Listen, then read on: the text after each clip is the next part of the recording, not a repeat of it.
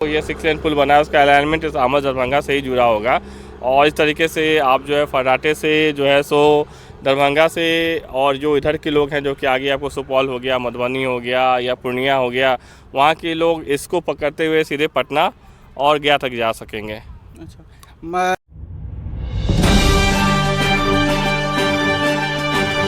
सच public तक सुपौल बिहार के सबसे तेज नेटवर्क। ऐसा भी सुनने के लिए धर्म स्थल के लिए भी खास करके बनाया गया है। हाल फिलहाल में ही जो सीता माँ की जन्म स्थली है पुनौरा धाम, वहाँ पे एक बड़ा सा भव्य मंदिर बनने वाला है।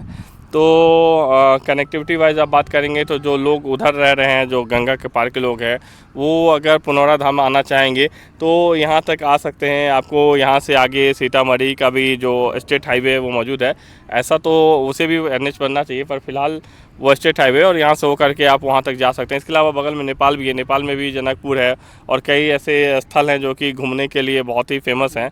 तो एक तरह से कहें तो ये एक रोड जो है सो बहुत ही महत्वपूर्ण भूमिका निभाने वाला है, क्योंकि देखिए एक तो मैंने आपको कनेक्टिविटी की बात की कि लोग जो है आसानी से आ जा सकेंगे। इसके अलावा जो क्षेत्र का कोई भी विकास होता है वो वहाँ पे इंफ्रास्ट्रक्चर पे आपको किस तरीके से बिज़नेस डेवलप हो रहा है उस पर भी होता है। तो फिलहाल जो पोर्ट की कनेक्टिविटी है, जो समुद्र के पासों की कनेक्टिविटी है, जहाँ पे बहुत बड़े कंटेनर आते हैं, बंदरगाह होती है, बहुत व्यापार होता है, वो बहुत ही पुअर है। आप देखें तो यहाँ से कोई भी डायरेक्ट कनेक्टिविटी नहीं है। बट ये आमद दरभंगा बनने के बाद गया से होते हुए जो रास्ता झारखंड को जाएगा, वो रास्ता आगे आपको उड़ीसा तक भी कनेक्ट करेगा। तो इस तरीके से आपको एक नया रोड भी मिलेगा जहाँ से नेपाल से होते हुए आप जो पोर्ट का एक्सेस होता है वो पा सकेंगे। तो इससे एक तरह से जो व्यापारिक गतिविधियाँ हैं वो भी तेज़ होगी और इससे जो इस क्षेत्र का में एक आर्थिक विकास होगा, जो एक बुनियादी ढांचे खड़े होंगे, उसमें भी तेज़ी आएगी। अच्छा, खास करके वैसे बोले तो दरभंगा आप इसी शहर में रहते हैं और ये प्रोजेक्ट जब शुभारंभ किया गया, यहाँ बनाया गया, तब कहाँ तक आप लोगों को खुशी मिला? देखिए, ये मांग बहुत दिनों से थी। एक्चुअली हमारी मांग थी कि जो समस्तीपुर वाला रोड है वो भी स्टेट हाईवे था, भगवान की दया से इसे अब NH कर दिया गया, पर वो 2 लेन था। हमारी मांग थी कि जैसा मैंने बताया कि मुजफ्फरपुर एक तरह से उल्टा रास्ता पड़ जाता है, अगर आप मैप पे देखें ऐसे नहीं समझ में आएगा। तो हमारी मांग थी कि NH को उसको NH बना करके उसे 4 लेन किया जाए। बट सरकार ने सुना और सरकार ने एक नया ग्रीनफील्ड NH है, एक्सप्रेसवे। ग्रीनफील्ड एक्सप्रेसवे वो होता है जो पूरी तरह से नए तरीके से तैयार किया जाएगा। इसका 90% अलाइनमेंट जो है सो ग्रीनफील्ड है। कुछ एग्जिस्टिंग रोड को यूज़ किया जाएगा, बट 90% ग्रीनफील्ड होगा।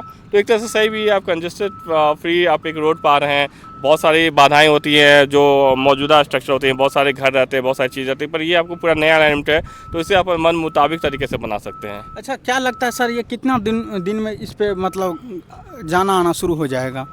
देखिए, आपसे 3-4 महीना पहले आते तो यहाँ पे कुछ नहीं दिखता। काम तो चल रहा है, ऐसा नहीं कि नहीं चल रहा है, बट काम बहुत विलम्ब से चल रहा है। अभी तक इस रोड को तैयार हो जाना चाहिए था, बट ज़मीनी तौर पे बहुत सारी बाधाएं आती हैं किसी भी प्रोजेक्ट को मतलब कि लागू करने में। जैसे अधिग्रहण ही हो गया, अधिग्रहण में बहुत सारे प्रॉब्लम्स होते हैं।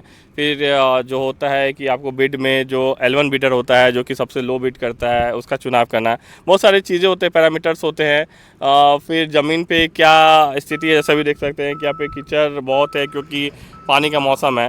तो बहुत सारे ऐसे फैक्टर्स होते हैं जिसके कारण काम विलम्ब से होता है या काम लेट हो जाता है। तो फिलहाल तो काम की गति ठीक है, हमें देखना है और मुझे लगता है कि 2027 के जून-जुलाई तक ये रोड पूरी तरीके से चालू रहेगा। जी बिल्कुल।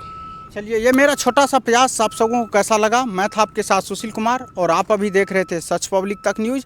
अगर इस चैनल पर नए हैं तो ज़रूर इस चैनल को सब्सक्राइब कर ले। अगर फेसबुक पेज पे देख रहे हैं तो पेज को ज़रूर फॉलो करें। जय हिंद।